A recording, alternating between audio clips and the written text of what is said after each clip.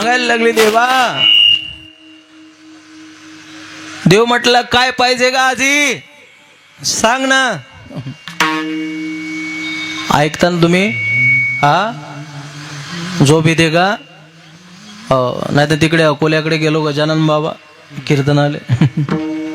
गावाचं नाव सांगत नाही, अंध्याले पंधा असते. मी कीर्तन सांगत मग्न आणि आजीनं गाडीचा सिग्नल द्यात मग्न. केलं म्हटलं मेलो रे बाप. म्हटलं आजीनं सिग्नल दिला गड्या. म्हटलं आजी काय झालं? म्हणे बुवा झोप येते. म्हणे झोपू कुठे? म्हटलं झोप म्हणा मंडपात. एक आजी म्हणे झोप येते बाबा. म्हणे कुठं झोपू? म्हटलं तो मरीमायचा वटा आहे, त्या मरीमायच्या वट्यावर गेली झोपा की तरी घुमायला लागली. अवघड आहे. झोप काही झोपीचे. आमच्या त्या तिकडं कीर्तन चालू, घाटावर कीर्तन चालू. कीर्तन आटोपलं, अख्खा मंडप घरी गेला मावशी, अख्खा मंडप घरी गेला. आणि आजी बसेलची बसेल. रात्रीचे 12 वाजले. किती वाजले? 12 वाजले. पण आजी बसेलची बसेल. पण तिची सून चांगली होती. एक बाई घरी गेली, विचारलं म्हणे राधाबाई. त्या शेजारच्या काकूचं नाव होतं राधाबाई. काय नाव होतं? राधाबाई. राधाबाई होती एका डोळ्यानं चकणी. राधाबाई आमची सासू नाही आली का घरी? म्हणे तुमचे सासू एकटेच बसेल आहे म्हणे वडाच्या वट्यावर मंडपामध्ये. 12 वाजले तरी सासू घरी याचा पत्ता नाही. आजी होती 1.5 क्विंटलची. किती? 1.5 क्विंटलची. एकदा चोर शिरले तर दोघी चोर अशा बगलमध्ये दाबले आणि त्याच्या छातडल्यावर बसली आजी. आणि ते खाली पुढील चोर म्हणत ची ची ची उठ ना आजी. तेवढ्यामध्ये आजीचा नातू आला. आजी म्हणे पप्प्या. अरे जाय म्हणे आल पोलीस आयले बोलवून. ते पोरग आलं पडत. पण ते पोरग म्हणे आजी तू म्हणतो बरोबर आहे, पोलीस आयले आण बोलवून, पण माझी चप्पल दिसत नाही. खाली पुढील चोर म्हणत बापा माई घेऊन जाय रे. पण हे आजी उचल गड्या. आजीचं वजन म्हणजे दुसरी JCBची बहीण. अवघड काम. आता लेकर लय बिलिंदर. आता बघा बरं काय संस्कार आहे का महाराज. बघा आहे समजा तरुण तडफदार, याला म्हणतात संस्कार. हातामध्ये टाळ. नाही तर काही आमचं हे पोरग बा किती लहान आहे पण कीर्तनामध्ये येऊन बसलं. नाही तर काही भागामध्ये आम्ही कीर्तनासाठी जातो ना, काही पोरं आमच्या जोड येतात म्हणे बाबा बाबा पाया पडू द्या म्हणे. बाबा पोरग पाया पडायला आलं, धोत्राला शंभर पुसलं आणि चाललं गेलं. लेकर आहे पता लागत नाही.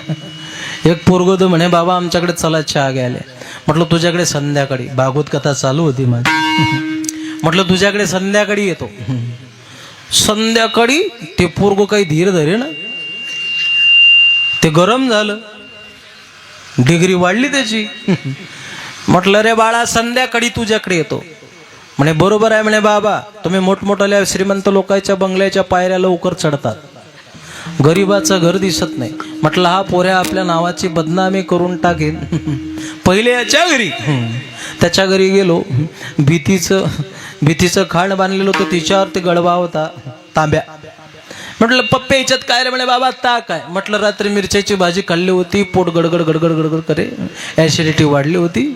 म्हटलं प्यायले पुरते मनातल्या मनात. म्हटलं पोरग अंदर गेलं, मी तो तांब्या घेतला आणि गट्ट गट्ट गट्ट गट्ट गट्ट गट्ट गट्ट प्यायला लागलो. तेवढ्यात पोरग बाहेर आलं. ते पोरग म्हणे बाबा. म्हटलं बोल काय केलं म्हणे तुम्ही? म्हटलं ताक केलं. जाऊ द्या म्हणे, हिरी कुत्रीले फेकून देणं होतं. म्हटलं कुत्रीले? नाही म्हणे बाबा जाऊ द्या म्हणे, पिलं तर काही वाया गेलं नाही. एक तर कुत्रीला नाही तर एकदम माजरले पाजणं होतं. म्हटलं झालं काय रे बाळा? काय नाही हो म्हणे बाबा, रात्री हे ताक होतं नाही, याच्यात जाऊन उंदीर मेला होता म्हणे रात्री.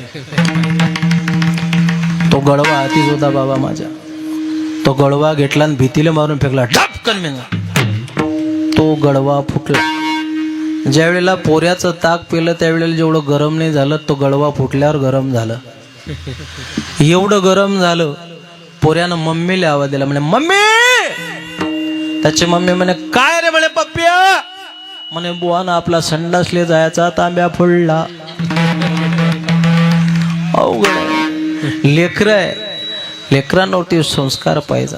हो, संस्कार जर असेल तरच म्हटले महाराजा परमार्थ आहे. हो, कीर्तनात नसलं पाहिजे. मी अनेक कीर्तनामध्ये बोलतो, आपल्याकडे वेळ कमी आहे का. जननी जणे सुभक्त जणे दाता या शूर नाही तो माता वांज भले क्यों खोय अपना नूर. म्हणून मागायचं असेल, जगाच्या मालकाला मागायचं असेल, देवा हीच व्हावी माझी आस जन्मोजन्मी तुझा दास. अरे तुकोबा राहायला जगाचा बाप म्हणतो काहीतरी मागा, पण तुकोबा राय मागत नाही. तुकोबा राय म्हणतात माझी परंपरा आहे काही मागणे हे आम्हा अनुचित, वडिलाची रीत जाणत असो. माझ्या वडिलाची मिरासी गा देवा आणि तुझी चरण सेवा पांडुरंगा. आता आपल्या आजीला मागायला लाव ना. आमच्या धुपेश्वराच्या मंदिरात गेली आजीन, देवा शंभूच्या पुढे हात जोडला आणि मागायला लागले, म्हणे देवा सगळा बजेट बसला पाहिजे रे यावर्षी. आजी वाचलेच लागली. आधी काय काय होतं त्या यादीत आहे का. पप्प्या, गुड्डी, सुट्टी, मुट्टी, fridge, cooler, gas, lighter, burner, वाफे, चिंगड्या, कांदे, गोणे, लाटणं, पैपाट, फुकणे, उसे, कलतणी, डिश, DVD, बाथरूम, संडास, किचन, वटा, सगळे एवढं दे म्हणे म्हणे. ओ म्हटले मा हे मागू नको, जीवनाचं सार्थक कशा नाही.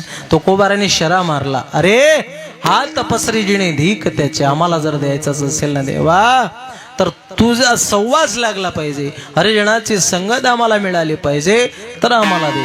अरे संतांनी जगाच्या बापाला ऋणी केला. ऋणी किती केला. तुका म्हणे देवा ऋणी करून ठेवू देवा. तुका म्हणे सेवा करू ऋणी करून ठेवू देवा. अरे संतांनी एवढा ऋणी केला जगाच्या बापाला. तुकोबाराला जगाचा बाप म्हणतो काहीतरी मागा, काहीतरी मागा, काहीतरी मागा, पण तुकोबारा मागत नाही. आणि खरे संत हा जीव जरी भगवंताच्या चरणापाशी देण्याची वेळ आली तरीही संत हा जीव भगवंताच्या चरणाखाली ठेवतात, पण देवाला काही मागत नाही. अभंगाच्या शेवटच्या चरणात तुका म्हणे जीव भाव देवा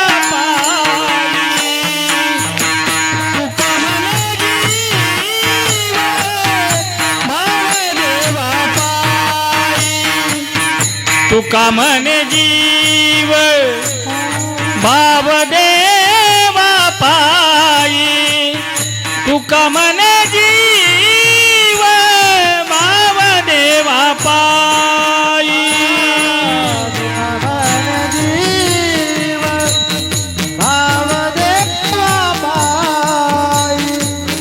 तुका म्हणे जीव भाव देवा पायी.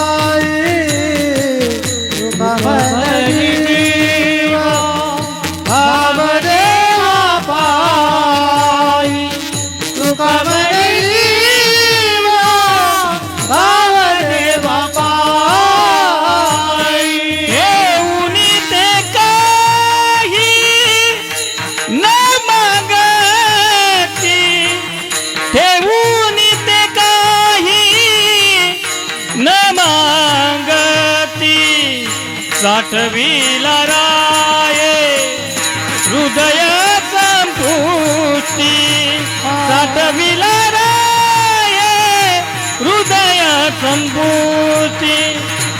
साठविला राये हृदय संपुष्टी. साठविला राये हृदय संपुष्टी.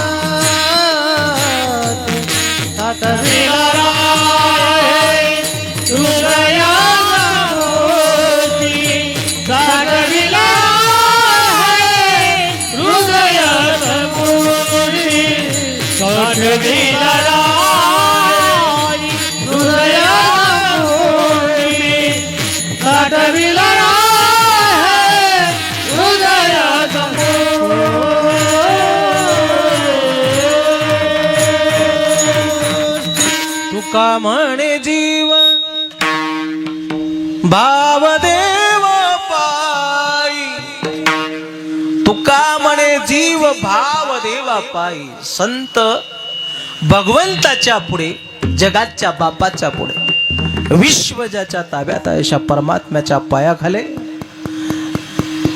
जीव ठेवण्याची वेळ जरी आली, जीव हो तरी ठेवण्यासाठी माग पुढं करत नाही, माग पुढं पाहत नाही. जीव भाव देवा पायी, पण ठेवून या काही न मागत.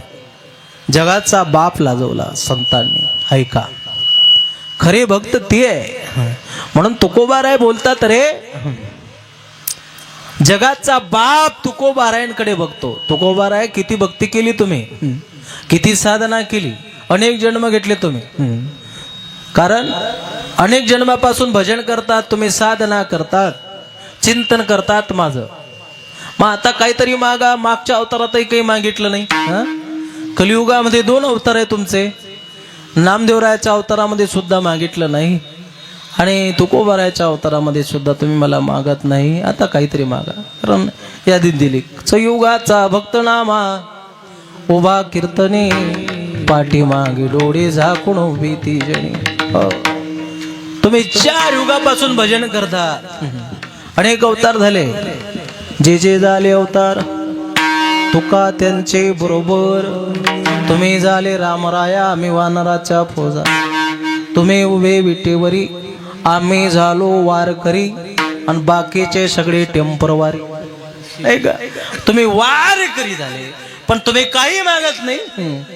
तुकोबाराय बोलतात, आम्ही मागतच नाही, आमची परंपराच ती नाही. हो, कारण आम्ही जर मागलं तर लांछन लागेल आमच्या भक्तीला. मग जगाचा बाप तुकोबारायकडे आस करून पाहतो. आस म्हणजे आशा करतो, आशा, आस, आशा करतो. जगाचा बाप तुकोबा काही मागा.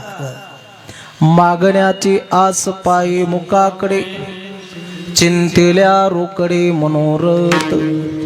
साठविला राहे हृदय संपुष्टी, बाहेर दाकोटे मूर्ती उभा विडब्बा रखुमाये.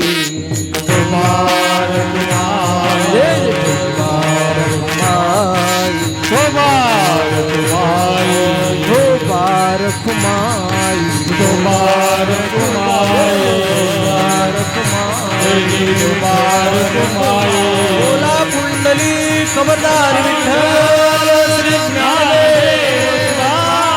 पंढरीनाथ भगवान आदिशक्ती मुक्ताबाई समर्थ श्री सद्गुरु मच्छिंद्रनाथ भगवान.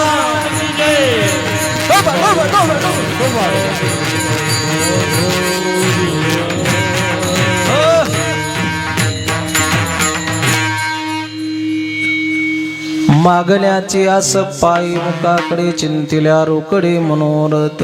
हो, आतापर्यंत आम्ही तुला मागत नाही आणि मागणार सुद्धा नाही. उलट तुला आमच्या हृदयामध्ये आम्ही साठवून ठेवू. कोण बोलतात? संत बोलतात. आम्ही तुला हृदयामध्ये साठवू, फक्त आमच्यावरती एवढी कृपा कर. कारण आम्ही जसं तुला केला ना तसा तो होतो माय बापा. जगाचा बाप भक्तांनी जसा केला तसा जगाचा बाप भक्तांसाठी होतो. पण भक्त कोणाला म्हणतात? भक्त कोणाला म्हणतात? 4 प्रकारचे भक्त सांगतात. किती? आवाज जरा मोकळा करा. 4 प्रकारचे भक्त सांगतात. विश्ववंदनीय साम्राज्य चक्रवर्ती ज्ञानोबाराय, विश्ववंदनीय साम्राज्य चक्रवर्ती ज्ञानोबा ज्ञानेश्वरीमध्ये, ग्रंथराज ज्ञानेश्वरीमध्ये 4 प्रकारच्या भक्ताचं वर्णन केलं. पहिला अर्थ म्हणजे, दुसरा जिज्ञासू बोलीजे, तिसरा अर्थार्थ जाणेजे, चौथा ज्ञानी. या ज्ञानोबारायांची ज्ञानेश्वरी आहे. ऐका, ज्ञानेश्वरी म्हणजे सामान्य आहे का? रिकामे तोंड करू गेले बडबड, गीता ऐसे गोडा तुडले. हीच परंपरा, नाथ परंपरा. हो, गहिनीनाथांची कृपा निवृत्तीनाथावरती झाली, निवृत्तीनाथांची कृपा माझ्या माऊलीवरती झाली. आणि एवढा मोठा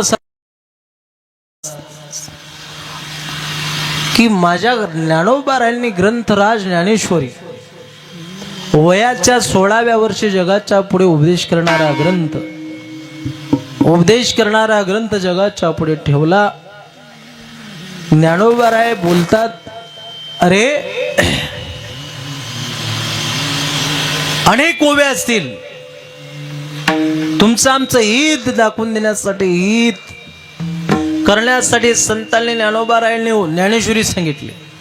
माझ्या माऊलीला 56 प्रकारच्या भाषेचं ज्ञान होतं. किती? 56 प्रकारच्या भाषेचं ज्ञान होतं. पण तरी माझी माऊली म्हणतात, एरवी तरी मी मूर्खो, जरी झाला अविवेको, तरी स्वतःला मूर्ख म्हणतात. एवढं ज्ञान. किती ओव्या माझ्या ज्ञानोबारायांच्या ज्ञानेश्वरीमध्ये. काही नाथबाबांच्या ओव्या शुद्धीकरण केलेल्या. नाथबाबा बोलतात, तरी ज्ञानेश्वरी म्हणजे ग्रंथ सामान्य आहे का?